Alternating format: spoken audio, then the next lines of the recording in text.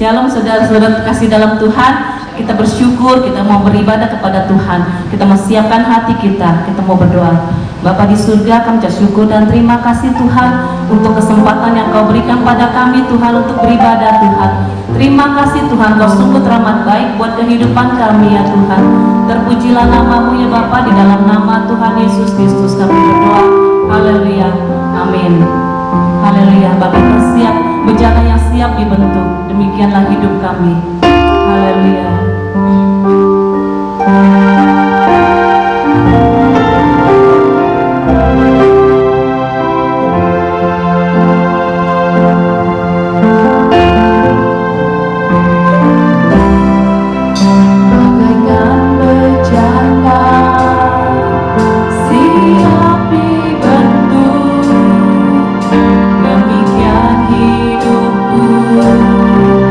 Kita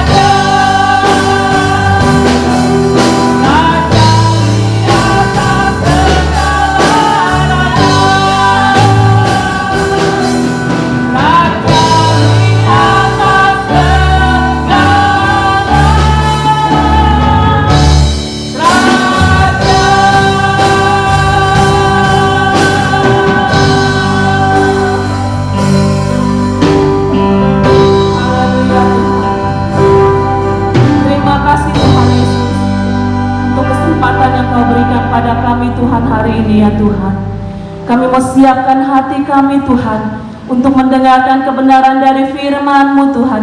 Biarlah arah Roh Kudus yang memimpin setiap langkah hidup kami ya Tuhan. Terima kasih Tuhan, terima kasih. Terpujilah nama-Mu ya Bapa, di dalam nama Tuhan Yesus Kristus kami berdoa, haleluya, amin. Shalom Bapak Ibu dan jemaat Gereja Injil Kristus yang Pak Andi kasihi. Yang pertama-tama tentu selamat buat Ibu Gembala, Oma yang dikasihi Tuhan Yesus, dan para majelis di dalam ulang tahun Gereja Injil Kristus yang ke-52 ini. Luar biasa ya, adalah usia yang sudah matang, udah dewasa, seperti itulah kalau Pak Andiono mau kasih tahu. Dan tentu jemaat semua yang ada di sana juga, kalian semua juga mengasihi gereja Tuhan ini, karena setiap gereja itu tentu Tuhan yang punya. Itu. Nah, dalam ulang tahun yang ke-52 kali ini, bukan secara kebetulan bahwa kita harus tetap ibadah lewat online ini, karena adanya pandemi COVID-19, tetapi semua itu adalah baik adanya. Dan Pak Andiono melihat bahwa kalian ini semua adalah turut bersukacita, bergembira, dan betapa beruntungnya ada di dalam Gereja Injil Kristus. Sehubungan dengan usia yang sudah matang, Pak Andiono ingin berbicara bahwa di dalam ulang tahun Gereja Injil Kristus ini adalah tentang kedewasaan, kematangan rohani daripada gereja ini. Pak Andiono ingin membacakan di dalam Yakobus 1 ini ayat yang keempat, demikian bunyi firman Tuhan. Yakobus 1 ayat yang keempat. Dan biarkanlah ketekunan itu memperoleh buah yang matang, supaya kamu menjadi sempurna dan utuh dan tak kekurangan satu apapun. Nah, Yakobus memakai kata sempurna itu beberapa kali di dalam kitab Yakobus itu. Nanti Bapak Ibu juga bisa menemukannya itu.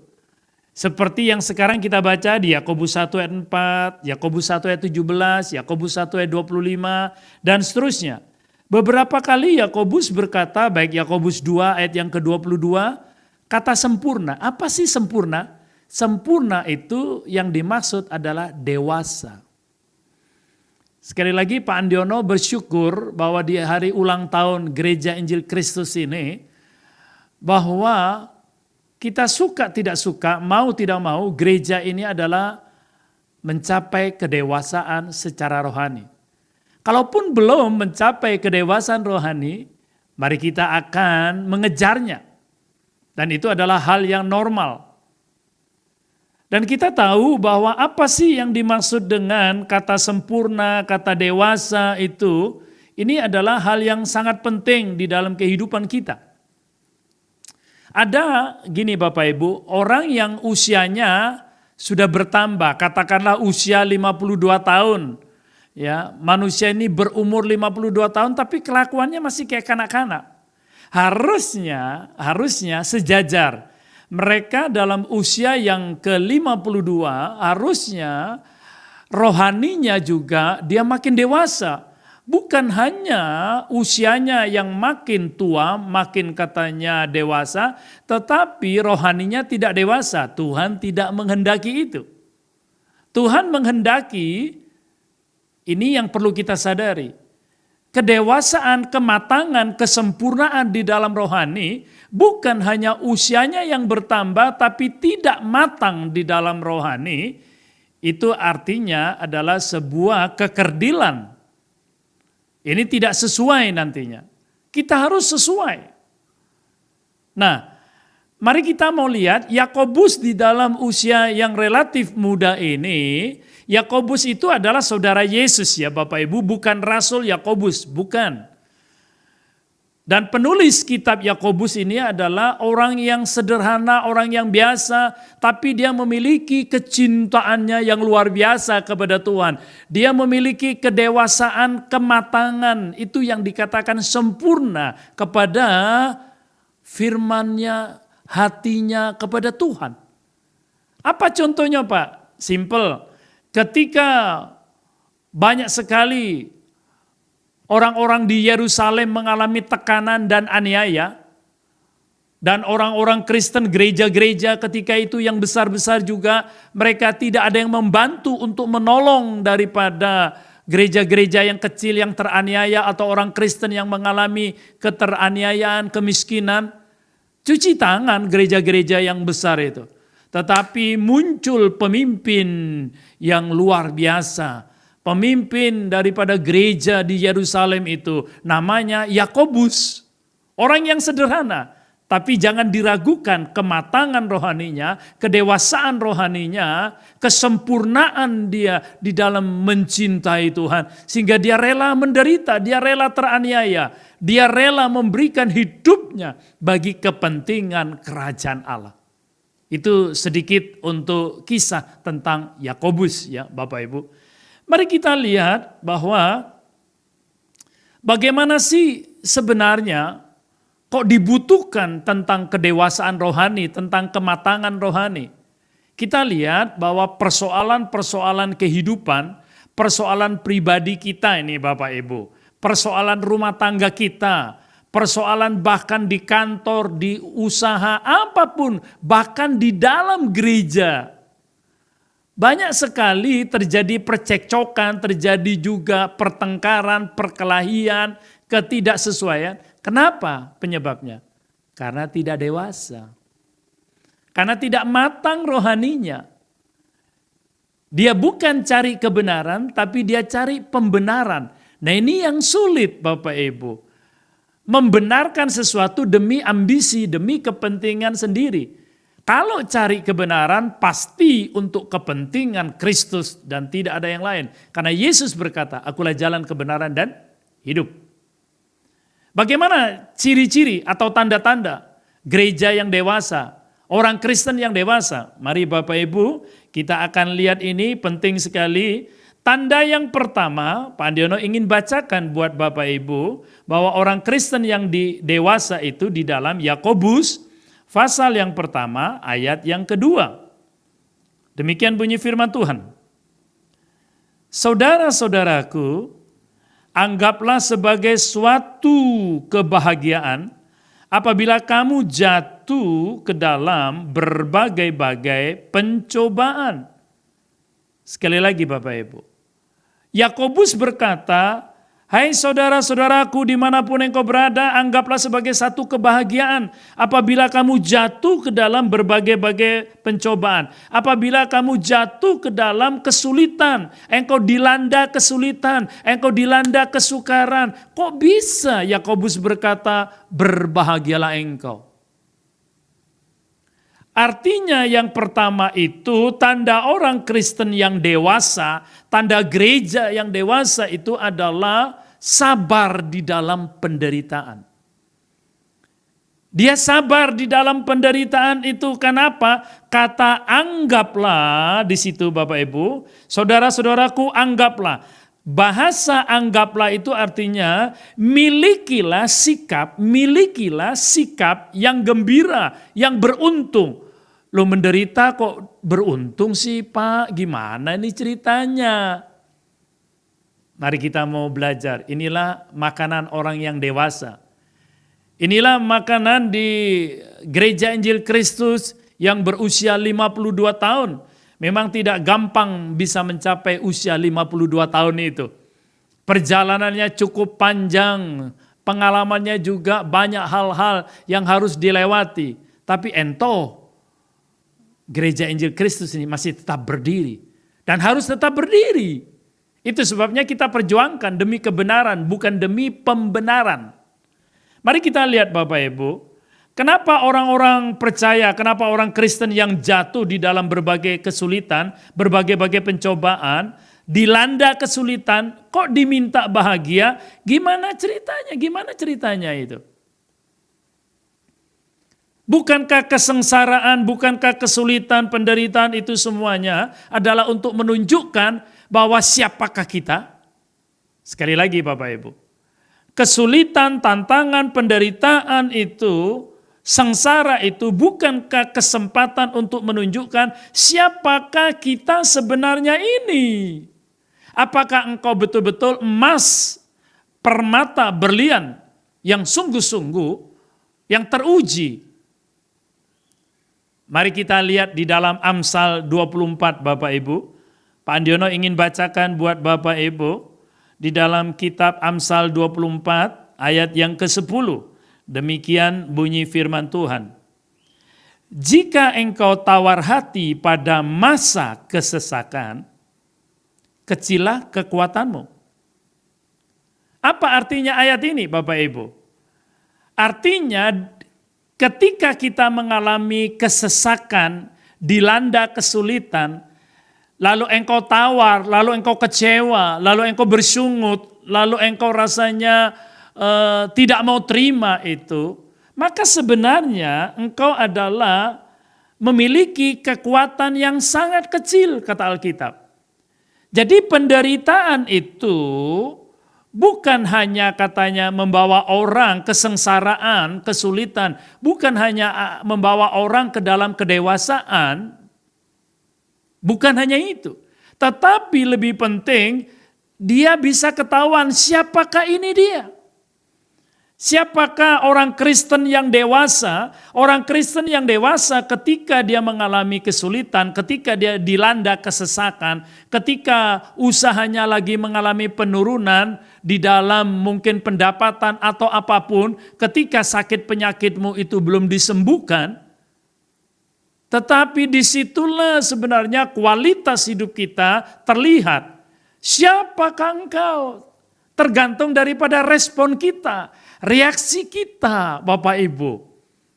Inilah yang Pak Andiono katakan, Yakobus mengambil ini, berbahagialah engkau, bersukacitalah engkau, bergembiralah engkau ketika saat itu engkau mengalami kesulitan, kesesakan, berbagai-bagai macam pencobaan. Jangan tawar hati, jangan kecewa, jangan mundur dari Tuhan. Ini menjadi sebuah antitesis bahwa engkau Kristen yang dewasa menghadapi segala kesulitan itu, engkau mengalami kematangan rohani atau engkau mengalami hanya usiamu yang lebih lanjut tetapi rohanimu masih anak-anak. Ayub pernah berkata begini Bapak Ibu dalam Ayub pasal yang ke-23.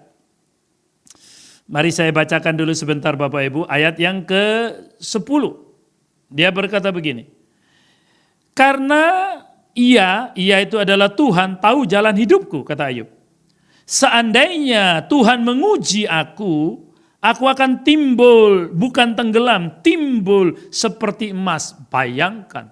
Bapak Ibu tahulah kisahnya Ayub itu. Bagaimana hartanya habis seketika, bagaimana anak-anaknya sikat mati semua seketika, dan bagaimana juga dia mengalami sakit penyakit, borokan seperti itu.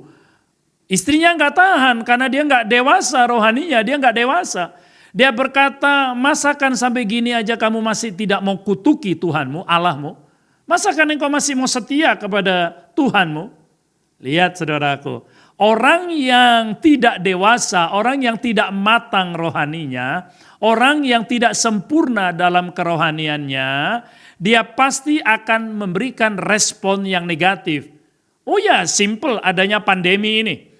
Bapak Ibu, contoh adanya pandemi ini banyak orang yang katanya takut ini, nggak bisa bergerak, penginjilan berhenti, pemuritan berhenti, seluruhnya. Kenapa? Soal kedewasaan rohani. Dia hanya berpikir untuk menguntungkan dirinya. Dia bukan menjalankan apa yang Tuhan mau. Ini yang menjadi persoalan Bapak Ibu. Maka itu Yakobus berkata, anggaplah, artinya milikilah sikap dan respon yang bagus. Tetaplah bersukacita. Kecuali Bapak Ibu, Engkau menderita, engkau sengsara karena dosamu. Ya gitu aja dipersoalkan. Ya bertobat saja. Kecuali itu karena dosamu, karena kesalahanmu, karena keteledoranmu, karena ketidaktaatanmu. Ya minta ampun dong sama Tuhan dan jangan ulangi lagi, bertobat. Tetapi kalau engkau menjalankan seluruhnya demi kepentingan Kristus, demi kepentingan kerajaan Allah, lalu engkau menderita, harusnya engkau berkata, aku bersukacita. Karena apa? Karena Tuhan, aku diizinkan untuk boleh ikut menderita. Dan itu luar biasa. Sekali lagi, penderitaan itu akan membuat kita sebenarnya menunjukkan yang pertama, siapakah dirimu? Yang kedua, penderitaan itu akan membuat memang kita memiliki sebuah pengalaman untuk kita dinaikkan levelnya. Bapak Ibu, kalau saya angkat beban, misalkan halter gitu ya, karena memang Pak Andiono tiap hari kalau ada di rumah selalu angkat beban gitu ya. Nah cuma saya tidak punya berjenis-jenis halter itu. Ada yang 5 kilo, ada yang 10 kilo ya, dan berhenti di situ. Harusnya mungkin tambah 15 kilo, 20 kilo, 30 kilo. Kalau kita ngangkat langsung beban itu yang 30 kilo berat banget. Berat, sulit Bapak Ibu. Dan tidak tahan lama. Mungkin terangkat tapi nggak tahan lama. Tapi kalau kita mulai gitu ya. Dari awal 5 kilo, oke bisa dan bisa tahan lama. Kemudian 1 minggu, kemudian kita latih lagi yang 10 kilo. Oke, 1 minggu lagi bisa dan bisa tahan lama ini kata gitu. Oke, sampai yang ke 30 kilo, sampai ke yang 40 kilo mungkin gitu kan. Itu apa artinya? Karena mereka latihan, karena respon mereka, karena pola pikir mereka. Kalau nggak ada latihan, kalau nggak ada respon yang positif, tentu nggak bisa Bapak Ibu seperti itu. Itu sebabnya penderitaan itu ingatlah bahwa itu adalah sebuah pelatihan yang sangat baik. Ya toh. Kecuali sekali lagi Pak Andiono tekankan, kecuali itu kesalahanmu, keteledoranmu, ketidaktaatanmu, dosamu, ya cepat berubah, jangan dipertahankan, cepat. Oke? Nah, coba kita melihat ini peringatan-peringatan yang Yesus berikan kepada kita. Pak Andiono ingin baca ya. Dalam Yohanes 16 ayat 33, Tuhan Yesus memperingatkan bahwa setiap orang percaya, kepada setiap orang, bahwa dalam dunia kamu menderita penganiayaan. Itu biasa loh. Yesus sudah memperingatkan kepada kita dalam Yohanes 16 ayat 33. Dalam dunia kamu mengalami penderitaan itu biasa. Jadi nggak usah digede-gedein. Ya. Tidak ada kehidupan Kristen yang mulus, yang enak, yang gampang. Nggak ada. Paulus berkata begini dalam Kisah Rasul 14 ayat 22. Untuk masuk ke dalam kerajaan Allah, Kisah Rasul 14 ya, ayat 22. Untuk masuk dalam kerajaan Allah, kita harus mengalami banyak sengsara. Itu Paulus sudah berkata begitu. Untuk masuk ke usia 52 tahun gereja Injil Kristus ini, kan tidak gampang Bapak Ibu. Banyak gejolak, banyak badai, banyak tantangan. Tapi tantangan itu harus membuat kita lebih tertantang, challenge gitu, untuk lebih baik. Untuk hidup lebih benar. Sekali lagi bukan cari pembenaran. Jangan dong. Oke? Petrus juga berkata begini. Dalam 1 Petrus 4 ayat yang ke-12. Janganlah kamu heran akan nyala api siksaan yang datang kepadamu sebagai ujian. Seolah-olah ada sesuatu yang luar biasa yang terjadi atas kamu. Gak usah heran kata Petrus. Padahal Petrus kita tahu dulunya dia menyangkal Yesus seperti apa. Tapi ketika dia dipenuhi oleh Roh Kudus, dipimpin oleh Roh Kudus, dia kembali sadar. Bahkan Petrus dulu juga yang memotori untuk tidak percaya kepada Yesus. Bahkan Yesus berkata, "Nyala engkau iblis." Ya, dalam Matius 16 itu ayat ke-23, Yesus pernah marah kepada Petrus, tetapi lihatlah pernyataan Petrus sekarang. Janganlah heran kalau ada api siksaan itu yang datang kepada engkau sebagai ujian. Anak-anak kita aja yang sekolah dia butuh ujian. Coba kalau anak kita katanya yang sekolah tidak diizinkan ujian, yang kuliah tidak diizinkan untuk ujian. Dia sedih loh. Kok kita katanya orang beriman gak mau diuji? Gimana ini?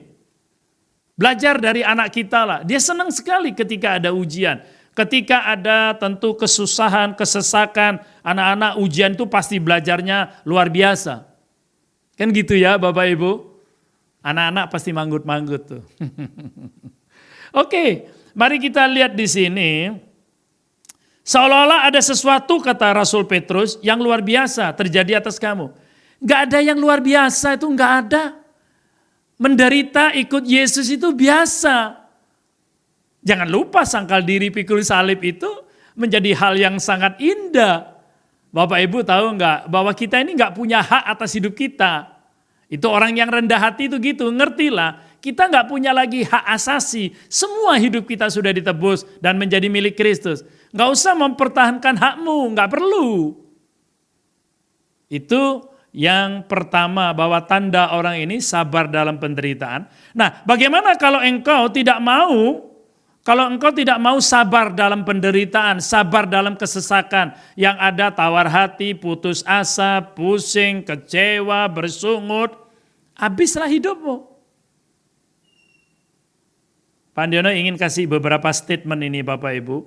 Engkau mau jadi pemenang, nggak cukup cuma nyanyi ku menang, nggak cukup kau nyanyi gitu. Kita lebih daripada pemenang.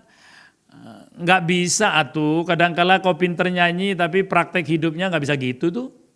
Tapi di Gereja Injil Kristus usia 52 tahun pasti tidak begitu. Pasti engkau adalah betul-betul pemenang. Nah, bagaimana engkau sudah bisa menang dalam segala perkara? Jika manusia lebih mementingkan kenyamanan daripada pembentukan karakter, maka kesulitan dan penderitaan dan kesesakan akan mengalahkan orang itu. Ini statement-statement Bapak. Kalau engkau lebih mementingkan kenyamanan daripada kesulitan penderitaan sebagai pembentukan, sebagai sekolah kehidupan, sebagai bentuk latihan, maka percayalah Bapak Ibu, kesulitan dan penderitaan itu yang akan mengalahkan engkau. Apalagi statementnya Pak, jika orang Kristen lebih mengutamakan atau menghargai uang, materi, serta perkara-perkara jasmani lebih daripada perkara rohani, maka engkau tidak akan bisa menganggap persoalan sebagai satu kebahagiaan. Gak bisa Bapak Ibu. Kalau engkau jadi orang Kristen, fokusmu masih lebih kepada materi, lebih kepada kenikmatan, hobimu, kesenangan, maka engkau gak bisa berkata penderitaan itu uang kurang sedikit aja rasanya gak bahagia. Jangankan untuk berikan persembahan kepada pekerjaan Tuhan. Lebih banyak engkau membangun untuk simpen untuk dirimu. Untuk masa depan katanya. Kan kita mesti cerdik Pak. Kau akal-akalan ya dengan Tuhan. Gak bisa begitu. Coba kita dengan jujurlah di hadapan Tuhan. Engkau merasa aman dengan uangmu dan hartamu kan? Sehingga engkau bisa memerintah, engkau merasa kayaknya hebat kita ini. Jangan gitu, jangan. Oke? Dengarkanlah juga, jika kita hanya hidup untuk saat ini dan melupakan hidup yang akan datang dan masa depan, maka penderitaan itu hanya mendatangkan kepahitan, kebencian, dan keputusasaan. Gak heran banyak orang yang pahit katanya. Gak heran banyak katanya gereja yang berantem. Kenapa? Karena hidupnya adalah untuk masa ini, bukan masa yang akan datang. Bukan melihat the future, apa yang Tuhan mau berikan. Nah ini yang kesalahannya ya Bapak Ibu.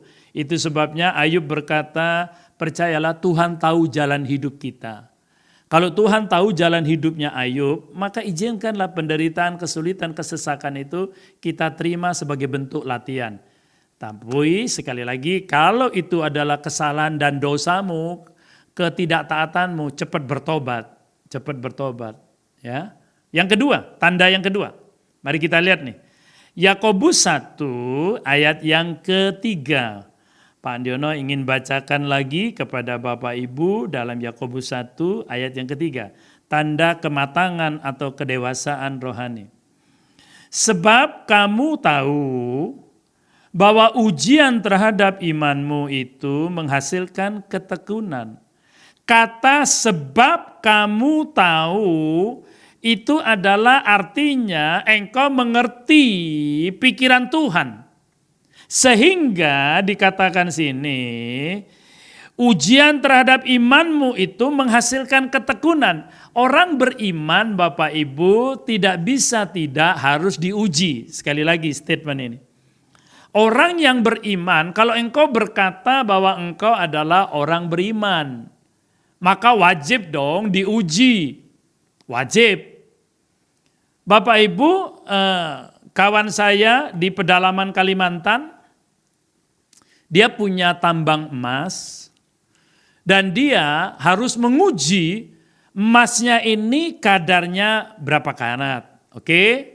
Dan kemudian apakah ini emas yang bagus ataukah tidak? Itu ketahuan ketika dia bawa hasil daripada penambangan emas itu ke kantor untuk dicoba di lab. Dan ternyata, oh ini adalah jenis logam mulia. Oh ini emas yang ada di tempat engkau, yang daerah ini, wilayah ini adalah emas dalam bentuk yang muda, 18 karat. Kenapa kita tidak mau diuji imannya?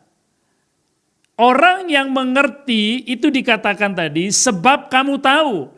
Kata sebab kamu tahu itu mengacu kepada mengerti pikiran Tuhan. Apakah yang perlu diketahui dari orang-orang Kristen, Bapak Ibu? Apakah yang perlu Gereja Injil Kristus dalam usia yang ke-52 tahun ini, sekarang ini, yang perlu Anda tahu adalah mengerti pikiran Kristus. Memiliki pikiran Kristus itu, percayalah, akan gampang sekali untuk mengalahkan daripada segala penderitaan dan intimidasi apapun di muka bumi. Jadi badai sehebat apapun, kesulitan sehebat apapun, ada apapun gunung-gunung persoalanmu yang besar apapun, ketika engkau memiliki pikiran Kristus, maka seluruh badai dan gunung persoalan yang hebat itu akan runtuh dan luruh di hadapan Tuhan. Praise the Lord. Itu dia. Nah, itu sebabnya Bapak Ibu ini menunjukkan iman kita. Kenapa? Keuntungan kita mengalami badai itu bisa tahu. Tadi seperti poin yang pertama Pak Andiono katakan. Berbahagialah kenapa? Tahu kita orang ini jenis seperti apa. Di tengah tekanan, di tengah penderitaan, di tengah kesesakan, responmu apa? Itu ketahuan kualitasnya. Nggak bisa dipungkiri Bapak Ibu. Ya. Orang katanya mau beli sesuatu, oke tes dulu ya. Seperti apa? Vaksin aja ini untuk pandemi perlu dites berapa lama? Nggak bisa bim salabim. Apalagi iman kita Bapak Ibu. Ya. Ujian terhadap iman itu dibutuhkan untuk membuktikan apakah kita ini benar-benar lahir baru. Ingatlah ujian itu bukan melawan kita, tapi dia bekerja untuk kita. Sekali lagi ya, sebelum ayat ini tak bacakan Bapak Ibu. Ujian itu, penderitaan itu bekerja untuk menolong kita, bukan melawan kita. Jangan ditengking-tengking itu berbagai pencobaan ataupun juga dengan ujian itu. Jangan. 1 Petrus 1. Ayat yang ke-7 Bapak Ibu. Pak Andiono ingin baca ya. 1 Petrus 1, sabar ya, ayat yang ke-7. Maksud semuanya itu ialah untuk membuktikan kemurnian imanmu. Yang jauh lebih tinggi nilainya daripada emas yang fana. Yang diuji kemurniannya dengan api. Emas aja diuji kemurniannya dengan api loh Bapak Ibu. Sehingga kamu memperoleh puji-pujian dan kemuliaan dan kehormatan pada hari Yesus Kristus menyatakan dirinya. Wow, tidak ada mahkota tanpa salib. No crown without cross. Betul Bapak Ibu. Engkau mau mahkota kehidupan itu ada di kehidupanmu, ada dipasangkan di kepalamu, kehormatan, kemuliaan, kejayaan. Jangan menghindar dong, jangan bersungut dong, jangan tawar hati ketika ada kesesakan. Kumaha atuh? Itu sebabnya dikatakan bahwa sebenarnya kesulitan, penderitaan, ujian itu adalah mendatangkan berkat buat kita, bukan melawan kita, bukan. Jangan ditengking-tengking. Tapi sekali lagi kalau engkau yang menjadi pengacaunya, kalau engkau yang membuat dirimu terpuruk karena dosamu, karena kejahatanmu, ya bertobat. Gitu aja repot banget. Nggak usah nyalakan ini, itu, nggak usah ya. Jangan salahkan siapapun, karena ingat musuh kita itu bukan darah dan daging. Kata Efesus 6 ayat 12, Bapak Ibu ingat ya, musuh kita itu bukan suami, bukan anak, bukan istri, bukan mertua. Musuh kita itu adalah si jahat itu. Sadari itu Bapak Ibu. Tapi bisakah manusia diselusupi, pikirannya dikontrol, dikendalikan oleh iblis itu? Bisa. Kenapa tidak? Dia yang mau dipakai menjadi alatnya iblis, bukan alatnya Tuhan. Ya terserah dia. Pasti binasa, pasti dong. Dia jadi pengacau pasti. Nah, Paulus berkata begini Bapak Ibu, dalam 2 Korintus 4 ya. Sabar ya, Pak Andiono baca. 2 Korintus 4 ayat yang ke-17, dia berkata begini. Sebab penderitaan ringan yang sekarang ini mengerjakan bagi kami kemuliaan kekal yang melebihi segala-galanya. Bayangkan, jauh lebih besar daripada penderitaan kami. Keren gak sih ini Bapak Ibu? Penderitaan sekarang ini, kesesakan ini, gak ada apa-apanya itu mah ringan masih. Walaupun kau ngomong berat, tergantung. Karena kamu gak mau dilatih, karena kamu gak terbiasa dilatih, ngangkat barbel, beban gitu, angkat besi gitu, langsung 20 kilo, ya berat. Ya nangis lah engkau, aduh berat. Langsung taruh, gak bisa nih, gak bisa angkat. Tapi kalau orang sudah dilatih, ya toh 5 kilo, 10 kilo, ya toh 15 kilo, 20 kilo, ngangkat 20 kilo mah itu enteng banget. Ngangkat 30 kilo, latihan lagi. Kan gitu Bapak Ibu, so sederhana sekali. Paulus berkata bahwa penderitaan yang ada ini sekarang yang di dunia ini ringan. Dibanding nanti ini kemuliaan yang kekal yang akan kau terima. Sekali lagi marilah kita mau dewasa rohani, marilah kita mau matang. Ya. Jangan cuma usia gereja ini 52 tahun, tapi usiamu masih kayak anak-anak. Usia kita ini kayak Pak Andiono 61 tahun, tapi nanti jangan sampai kelakuanku, sifatku kayak anak kecil 16 tahun. Ngambek, tawar hati, kan malu atuh. Oh, boleh ngomong dan bangga, usiaku udah setengah abad lebih, usiaku sudah di atas 60, bangga. Usiaku sudah 70 lebih, bangga. Tapi ngaca, bercermin. Kelakuanku kayak apa? Gitu dong. Jangan usia bertambah, rohaninya mandek. Ini ya nggak seimbang, nggak sehat atuh. Oke? Nah sebab itu justru penderitaan itu bekerja bagi orang percaya, sekali lagi bukan melawan ya. Dan itu penting, makanya orang Kristen yang belum dewasa dia tidak bisa sabar, dia tidak bisa juga yang kedua menangkap pikiran Tuhan. Tapi orang Kristen yang dewasa dia tangkap, ini maunya Tuhan ini gini, pikirannya Tuhan begini. Ya, mari kita mau berubah Bapak Ibu. Yang terakhir, yang ketiga. Inilah tanda yang ketiga, orang yang matang rohaninya, yang dewasa rohaninya. Yakobus 2, Bapak Ibu nanti bisa baca ya, ayat 1 sampai 26. Dia pasti melakukan kebenaran, pasti. Enggak kadang-kadang melakukan kebenaran kalau lagi suka, kalau lagi dapat berkat, ya toh.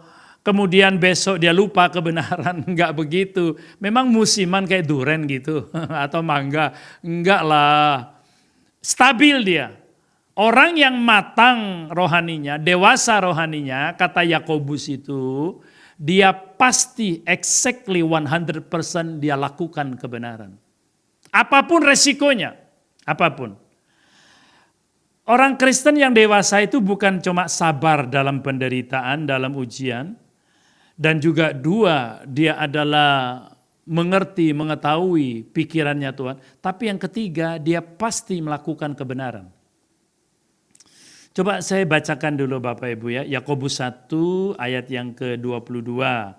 Apa kata Yakobus 1 Bapak Ibu ayat yang ke-22? Dia berkata begini, tetapi hendaklah kamu menjadi pelaku firman dan bukan hanya pendengar saja. Sebab jika tidak demikian kamu menipu dirimu sendiri.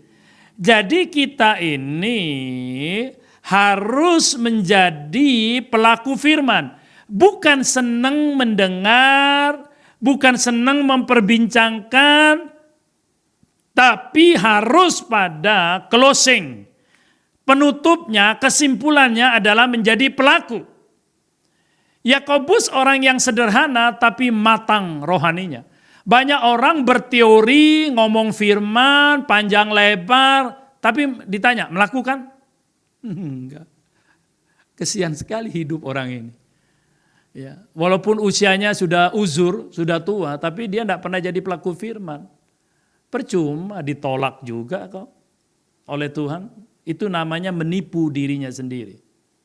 Oke? Nah, orang Kristen yang dewasa itu pasti dia mengeksekusi. Iman tanpa perbuatan apa sih Bapak Ibu? Kan gak ada artinya. Abraham, bapak orang beriman, dia melakukan. Senang menjalankan daripada imannya, kepercayaan yang penuh, dia praktekkan dalam bentuk perbuatan. Ini keren. Artinya bertindak. Ya, Yakobus ingin menolong setiap orang Kristen untuk menjadi pelaku, yaitu pelaku firman Tuhan. Dan bukan senang cuma ngomong, memperbincangkan khotbah, atau ada di komsel, atau jadi guru. Dia cuma senang seperti itu. Khususnya kalau tampil di depan umum, wah senang banget, hebat, gagah. Apa sih artinya tanpa engkau melakukan firman itu? Kadangkala kita pinter khotbah, pinter ngomong, pinter ngajar, tapi dilakukan. Zero, wah itu gawat sekali. Itu penipu itu Bapak Ibu, ya, pendusta.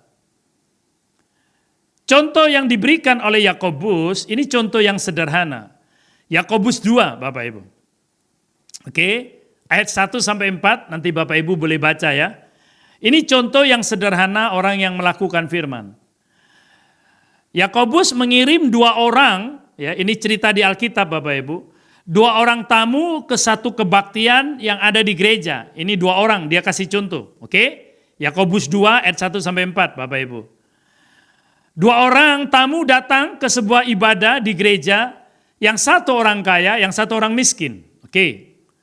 Yakobus memperhatikan itu bagaimana mereka orang yang di gereja, baik asyurnya, baik gembalanya, baik majelisnya, memperlakukan kepada si kaya dan si miskin. Dia perhatikan itu, gimana itu? Ini contoh Yakobus 2 ayat 1 sampai 4 loh Bapak Ibu. Biasanya ya, tapi bukan di Injil, di gereja Injil Kristus, enggak lah. Gereja Injil Kristus pasti enggak begitulah. Memperlakukan itu pasti sama antara si kaya dan si miskin ya, enggak ada kok yang dibedakan. Tidak memandang wajah, tidak memandang rupa kata Yakobus, oke?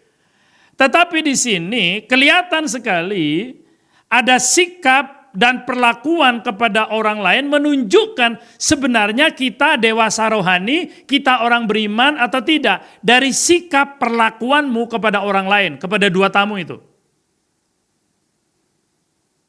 Ayat yang keempat dari Yakobus 2, ini Pak Andiono coba bacakan buat Bapak Ibu. Yakobus 2 ayat yang keempat langsung ya Bapak Ibu. Bukankah kamu telah membuat pembedaan? Nah ini, pembedaan, kamu yang telah membuat pembedaan di dalam hatimu. Dan bertindak sebagai hakim dengan pikiran yang jahat katanya. Wah, Bapak Ibu, ketika ada 2 orang tamu kata Yakobus itu yang dia kasih contoh, Yakobus 2 ayat 1 sampai 4 tadi. Gimana sikapmu, gimana perlakuanmu kepada orang lain itu? Dia sudah membuat pembedaan. Bahasa aslinya pembedaan itu adalah diakrino. Diakrino. Hatinya bimbang, hatinya bercabang. Mereka seperti hakim. Kenapa? Pikirannya jahat. Itu dia. Apa pikirannya jahat? Karena pikiran manusia. Bukan pikiran Tuhan. Yang seperti tanda yang kedua. Orang yang mengalami kedewasaan rohani itu pikiran Tuhan yang ada. Bukan pikiran manusia dirinya. Bukan. Kalau pikiran manusia, kata Yesus, seperti Petrus itu. Nyala engkau iblis. Itu iblis punya pikiran. Jadi manusia yang tidak memiliki pikiran Kristus, pasti pikiran iblis itu yang ada. Dan outputnya pasti berbeda. Jadi engkau sudah bikin pembedaan antara si kaya dan si miskin. Perlakuannya kalau untuk orang kaya, ayo Pak, ayo. Waduh ini terhormat. Karena mungkin ini kolektornya gede, sumbangannya gede. Tapi sekali lagi bukan di Injil Kristus. Injil Kristus nggak pernah, gereja ini nggak pernah lihat kayak gitu. Malu atau usia 52 tahun masih bikin pembedaan kayak gitu. Nggak mungkin. Oke? Itulah diakrino. Engkau bikin pembedaan, hatimu bercabang. Yang kaya kamu perlakukan gini, yang miskin kamu tindas. Nggak bisa begitu seenakmu sendiri. Nggak boleh. 1 Yohanes 4 ayat yang ke-20. Ya. Berkata begini. Jikalau seorang berkata, aku mengasihi Allah, dan ia membenci saudaranya, maka ia adalah pendusta. Karena barang siapa tidak mengasihi saudaranya yang dilihatnya, tidak mungkin ia mengasihi Allah yang tidak dilihatnya. Bapak Ibu, banyak orang Kristen bersandiwara, pinter memanipulasi. Nggak boleh begitu. Jangan jadi pendusta-pendusta. Kata, aku mengasihi engkau Tuhan, aku cinta engkau Tuhan. Tapi sementara kepada orang lain dia benci, dia kesal, dia bersungut, dia tidak bertegur sapa. Itu bukan jenis Kristen yang benar, itu iblis. Maafkan saya Bapak Ibu. Mari kita mau bangkit, mari kita mau pulih sebenarnya. Yakobus memberikan 2 dasar yang benar sebagai orang Kristen yang memiliki kedewasaan. Bagaimana kita memperlakukan orang lain, bagaimana sikap kita terhadap orang lain. Yakobus 2 tadi ayat 1-4, pandanglah setiap orang itu menurut kacamata Kristus Yesus. Itu yang benar, itu yang dewasa. Pandanglah baik orang kaya, baik miskin, itu kan cuma status sebagai di dunia saja. Orang sekolah, nggak sekolah, direktur maupun tukang beca. Jangan dong memandang daripada muka, tapi pandanglah dari kacamata Kristus Yesus, betapa Tuhan mengasihi semua orang, apapun suku, agama, dan bahasanya. Yesus tidak pernah memandang orang dengan jabatan atau dengan kekayaan. Ia tidak melihat, Yesus tidak melihat penampilan luar, melainkan dia lihat ke dalam dasar hatinya. Itu kata Matius 22 ayat yang ke-16. Yesus tidak pernah memandang wajah, rupa orang kaya, orang miskin. Yang dia pandang itu adalah hatinya. Ini luar biasa. Kita belajar yuk. Ini orang yang matang rohaninya itu, orang yang dewasa rohaninya selalu gitu. Nah kebanyakan orang-orang di gereja itu, kebanyakan loh ya, cenderung menghakimi. Tapi sekali lagi Pak Andiono bersuka cita dan bergembira karena di GIG nggak begitu. Ya, kalau ada yang begitu bertobatlah. Ya, jangan tersenyum-senyum dong, bertobat. Jangan berkata-kata, ya Pak dia memang layak Pak untuk dianiaya Pak, untuk disingkirkan Pak, untuk dihakimin Pak. Kok jadi begitu? Ayo kita kembali yuk dalam ulang tahun yang ke-52, bolehkah kita direstorasi lagi? Oke, jadi di sini Yesus ingin supaya janganlah di gereja ini kita menghakimi seseorang karena kita bukan hakim, karena penampilan luarnya, Kenapa saudaraku pakaiannya, handphonenya tidak setara, tidak selevel dengan aku, sepatunya tidak level, kok gitu-gitu sih, warna kulitnya nggak sama, kok begitu? Yesus tidak pernah pandang seperti itu Bapak Ibu. Ya.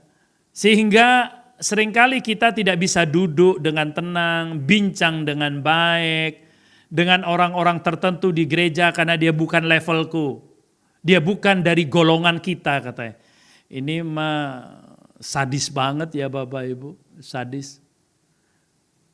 Sekali lagi Pak Andiono berharap ini tidak terjadi di Gereja Injil Kristus.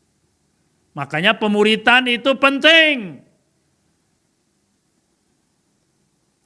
Di Yakobus 2 ayat 5-7, lihat ini, Yesus mengajarkan tentang keselamatan. Dasar daripada keselamatan itu kasih karunia. Bukan atas jasa manusia atau kekuatan atau kita yang pandai, yang pinter, bukan. Dasarnya adalah kasih Allah ketemu dengan orang berdosa, itulah kasih karunia. Itu luar biasa Bapak Ibu. Ya, itu kata Roma 10 ayat 13-15 ya. Oke. Dia tidak membedakan status sosial. Yesus tidak membedakan dia tuan dia direktur, dia jongos, dia budak, dia hamba. Enggak ada pembedaannya. Status sosialnya enggak ada beda. Mau kaya, mau miskin, kata Efesus 6 ayat 39. Yesus tetap cinta segala bangsa. Oke? Jadi bukan urusan fisiknya, tetapi adalah harus dilihat dari buah rohnya. Itu adalah kematangan dan kedewasaan rohani.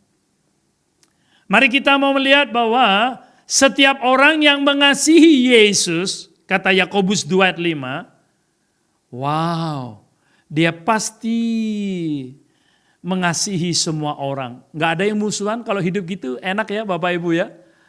Ya, saya percaya kalau hidup model kayak gitu itu nyaman-nyaman aja. Apakah nggak boleh orang lain musuhin kita? Silakan.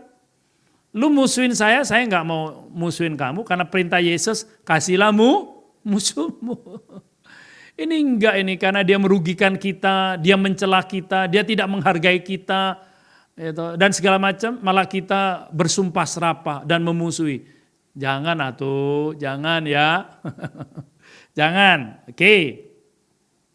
Nah itu sebabnya Bapak Ibu, mari kita mau sungguh-sungguh, karena zaman sekarang ini banyak yang menindas, ya orang kaya nindas orang miskin. Ya tahu saudaraku, orang yang merasa benar lalu menindas orang yang merasa tidak benar menurut pikiran kita. Kita ini kan seringkali merasa bahwa hidup kita benar, orang lain salah. Kok kita jadi hakim ya Bapak Ibu? Benar itu kalau engkau memiliki pikiran dan perasaan seperti Kristus, pasti tindakannya benar. Karena engkau memiliki kepribadian Yesus. Orang yang memiliki kepribadian Yesus artinya orang yang memiliki pikiran dan perasaan Yesus. Itu Filipi 2 ayat ke-5. Jadi orang yang dewasa rohaninya pasti memiliki kepribadiannya Yesus. Pasti Bapak Ibu. Jangan takut dan jangan ragu. Ya, oke. Nah Pak Andiono mau menyampaikan penutup ini Bapak Ibu. Mari di hari ulang tahun, hari yang berbahagia ini, kita mau betul-betul dewasa di dalam rohani, matang di dalam rohani. Kalau bahasanya Yakobus, sempurna di dalam kerohanian. Apakah Bapak Ibu mau mengejar itu? Ataukah engkau ingin sempurna dalam hidupmu di dunia ini? Punya rumah, punya pekerjaan, punya istri, punya suami, punya anak, punya mantu, punya cucu, punya mobil, punya perusahaan. Gitu kan? Langit dan bumi beserta isinya dunia ini akan hancur Bapak Ibu. Ngapain kau kejar kebahagiaan yang ada di dunia? Dan belum tentu orang yang menderita itu dia tidak bahagia. Banyak kok orang yang dipenjara ya toh, demi kebenaran dia senang, dia sukacita. Ya teman-teman kita tubuh Kristus yang lain itu banyak Bapak Ibu. Ya saya sudah jumpai juga baik lewat email, baik lewat surat kabar maupun langsung, dia senang itu sukacita. Jadi yang pertama orang yang dewasa rohaninya, ini saya closing lagi Bapak Ibu, sabar dalam penderitaan. Yang kedua, orang yang matang rohaninya, dewasa rohaninya, dia pasti memiliki pikiran Tuhan. Itu dia. Dan yang ketiga Bapak Ibu, dia pasti mau supaya tanda ini dia melakukan kebenaran. Dia menjadi pelaku kebenaran.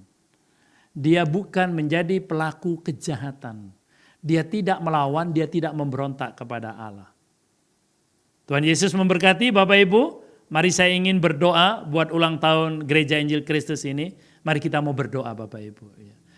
Bapa di surga, di dalam nama Tuhan Yesus, Gereja Injil Kristus adalah gereja milik-Mu. Dan Engkau adalah gembala yang agung. Kalau hari ini dia boleh memasuki usia yang ke-52 tahun, itu bukan secara kebetulan. Tapi semua seizin Engkau. Berkati sekali lagi Ibu Gembala, bersama juga dengan para majelis, para panatua ini, dan para aktivis yang ada di gereja ini. Mereka terus ingin berjuang mencapai kedewasaan, bukan hanya usianya yang dewasa, tapi rohaninya tidak dewasa, tetapi mereka mau usianya bertambah, rohaninya juga makin bertambah dewasanya. Dan istimewanya jemaat Tuhan yang ada di Gereja Injil Kristus ini, dia makin Tuhan mencintai engkau. Mereka tidak akan pernah takut lagi dengan apa yang namanya kesesakan, penderitaan, dan badai. Tapi justru mereka akan berhadapan, kan iman itu perlu diuji. Dan mereka tidak akan pernah takut dengan api siksaan, dengan penderitaan. Karena itu hanya menguntungkan diri kami, bukan untuk menjadi lawan kami. Sekali lagi berkati gereja ini menjadi mercusuar Tuhan. Dan gereja ini biarlah berjalan menurut kehendak-Mu, agenda-Mu. Bukan berjalan menurut agenda pribadi masing-masing. Tetapi agenda Kristus itu yang diutamakan.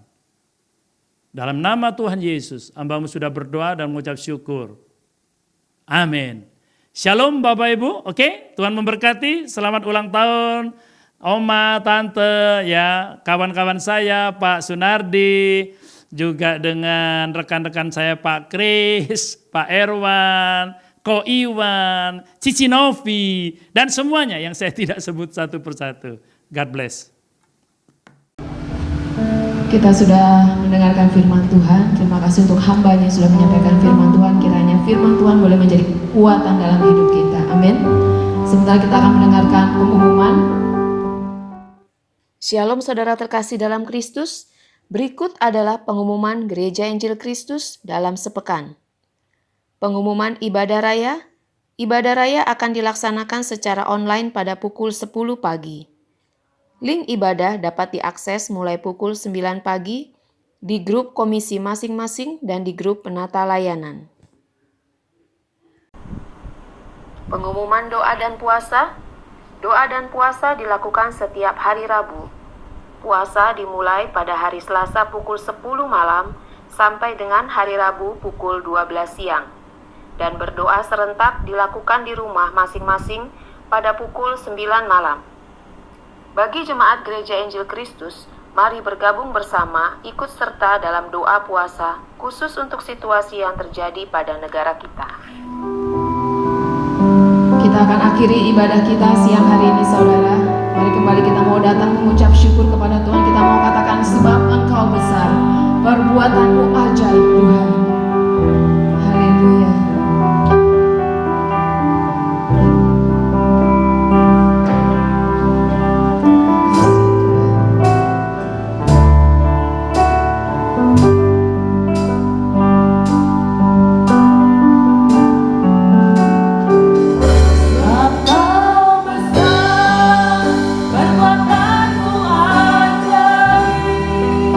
Tiada seperti Engkau.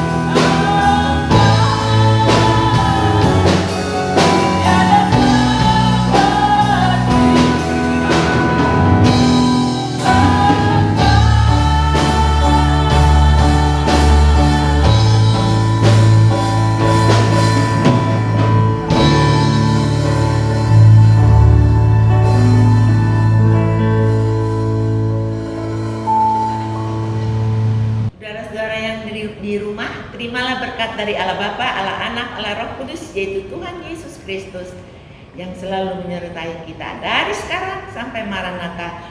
Tuhan Yesus datang kembali. Dalam nama Tuhan Yesus Kristus kami sudah bersyukur, kami sudah berdoa. Amin.